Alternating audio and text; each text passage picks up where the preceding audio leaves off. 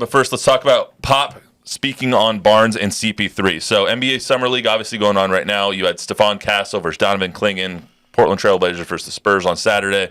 CP3, Harrison Barnes, Coach Pop, all there in the stands, or not in the stands, really on courtside, taking it all in. He joined Doris Burke and the broadcast team to answer a couple of questions. This is what Coach Pop had to say about the additions of CP3 and Harrison Barnes. Been an interesting summer, and I can remember last year doing one of your games, you were talking and a little bit lamenting the fact that you didn't have a lot of guys able to throw lob passes to Victor.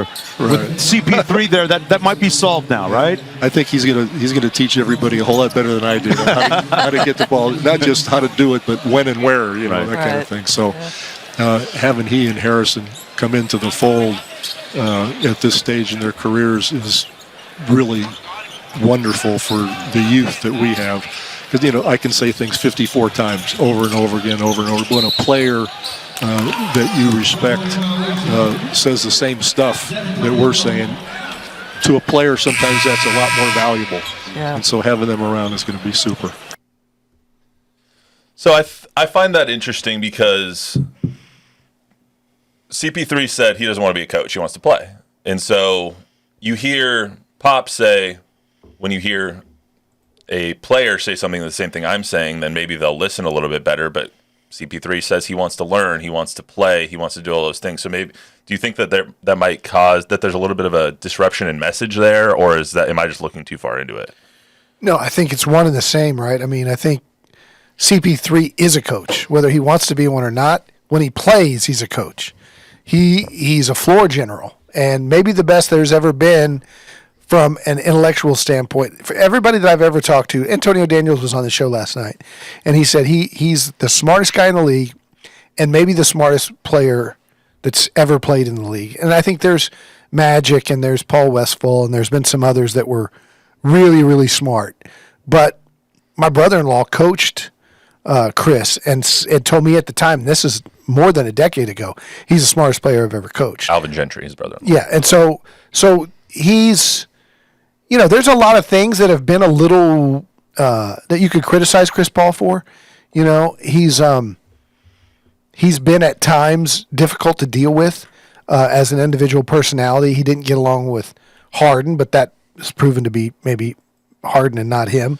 Westbrook, he had his issues with Blake Griffin. He's headstrong. He's a very strong personality, but he's very, very smart. I think at this point in his career, you can do both. He can be a player, and he's going to teach on the court because he doesn't put up for guys not being in the right position. If Devin Vassell refuses to throw Wemby a lob when he's wide open, Chris is going to let him hear it on the next on the way down to play defense. Not these guys that there was so much of that last year where I think Pop was even a little bit afraid to get these guys to go in the hole. They got such thin skin now that some of these players that when you criticize them, they'll go into a pouting fit.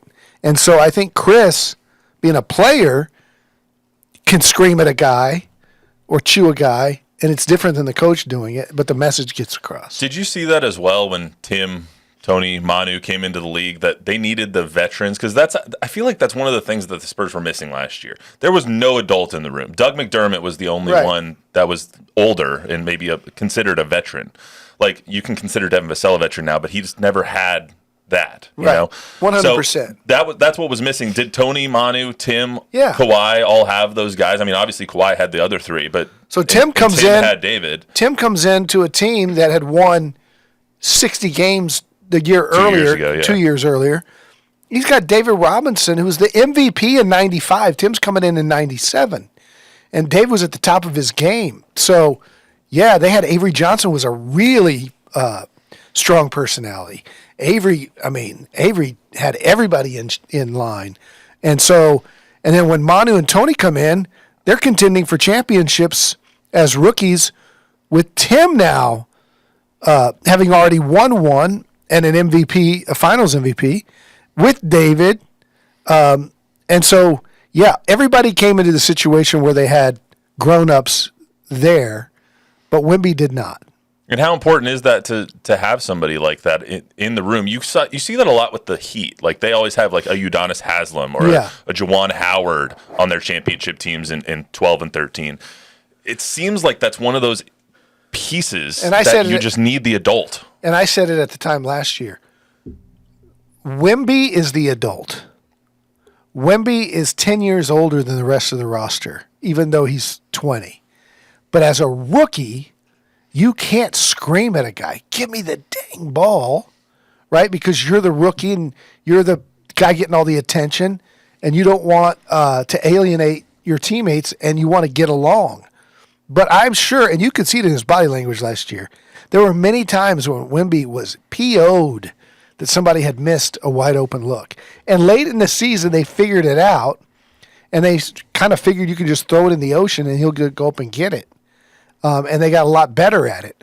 But early on last year, when they were in that 18-game losing streak, there were times where Keldon Johnson had a 2-on-1 fast break with Wemby and could have just thrown it up, but instead would drive and get fouled or something. And Wemby's just like, why didn't you throw it up? So Chris Paul's not going to let that happen. I just texted Luis the answer to the trivia question just in case he wanted to put up a super. That's the part that's interesting to me is like when we all saw this, the Chris Paul, the Harrison Barnes of it all, we were like, okay, there's going to be an adult in the room. There's going to be veterans now. And I think those two veterans are the most, I don't know what the word I'm looking for is. They're the ones that can harmonize the best with this roster because of the skill set that CP3 still has. CP3 is and will always be one of the best passers in the history of the game. He might be slower now. He might not have the best shot. Sometimes it can be a little boisterous on the court and combative with his teammates. He is one of the best passers and floor generals that we've ever seen besides a John Stockton or a Jason Kidd. And he's in that era. He's in that breath. So, and that, when you're looking for a Stephon Castle to take that leap or a Devin Vassell to take that leap or teach a Trey Jones to be a backup point guard, all of those things, that's the person you want them to learn from, whether he's on the court or he's on the bench as a coach. I went and watched his tape from last year with the Warriors because I didn't know how much he had declined or not or whatever. And you know how when Michael got old, he went from the skying dunks to the fall-away jumper guy because that's what his body would allow him to do. Chris Paul doesn't need to be overly athletic. And you look at his tape last year, now he was hurt a lot, and that does play a factor. But when healthy, he plays at such a pace that he doesn't need to be sped up. It doesn't matter if he's the fastest guy out there. He gets what he wants because he's so smart. He says the screeners set guys up. He gets to a spot where he wants to either pass or shoot, and he can still make plays. And if you watch Castle, and we'll talk about this later when we talk about the Summer League, Castle has a similar motor in that you can't speed him up. He plays at his pace, which is a brilliant pace. He's physical. He can get in the lane. He looks for guys. That's going to be really needed. And he's going to learn a ton from Chris Paul.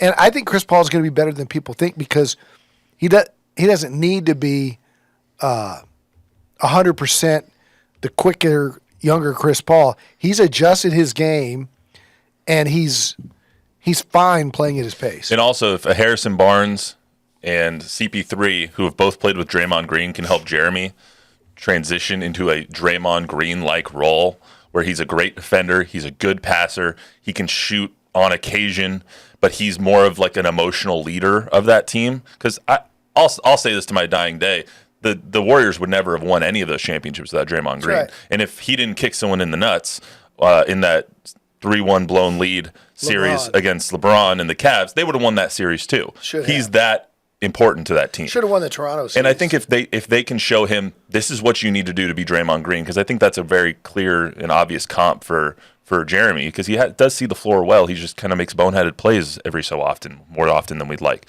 I think that can really help him as well. So. Yeah.